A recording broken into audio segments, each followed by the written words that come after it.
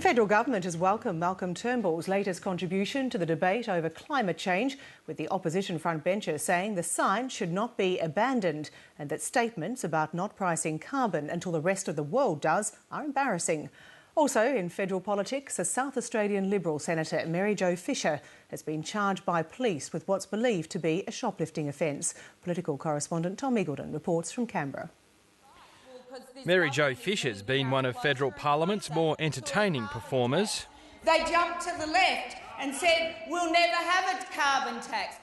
But behind the scenes, the senator's life's been in turmoil, charged on December 15 on 2 counts after an incident at this Adelaide supermarket. The senator refused to leave her Adelaide home tonight to front the media, but released a statement confirming she'd been charged. "I reject the charges and will vigorously defend them," she says. They're listed for a contested hearing on the 1st of September, when I will present my defence. Senior Liberal sources have told Lateline the senator's been struggling with depression for around a year, for which she's been taking medication. The exact details of the incident that led to the charges are unclear, but one Liberal source says the senator changed her medication on the day in question and suffered a panic attack. Tony Abbott's been aware of the senator's medical condition for several months, but it's unclear whether she told colleagues about the charges laid against her. Another source said the senator's continuing to struggle with her condition. News of the senator's legal problems came as the government charged the opposition of being split on climate change.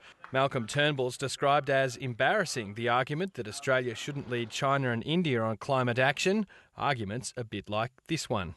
The Chinese aren't going ahead with one, the Americans aren't going ahead with one, the Indians aren't going ahead with one. You know, Malcolm puts things in his own way and he's entitled to do that. Mr Turnbull's denying that he and Mr Abbott are at loggerheads. I'm not going to make an admission of that kind because I can only rely on what is our stated policy.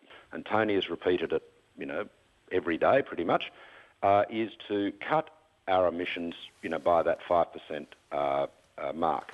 But opposition MPs have told the ABC they're angry with Mr Turnbull's latest outburst. One former colleague's telling him publicly to pull his head in. Well, it's important all shadow ministers concentrate on their own portfolios. I think that's a general rule in politics. The government's making the most of an opportunity to get the opposition on the back foot.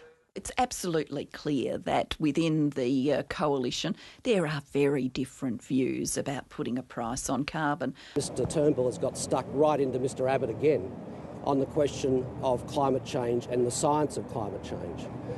Mr Turnbull knows that Mr Abbott is a climate change sceptic.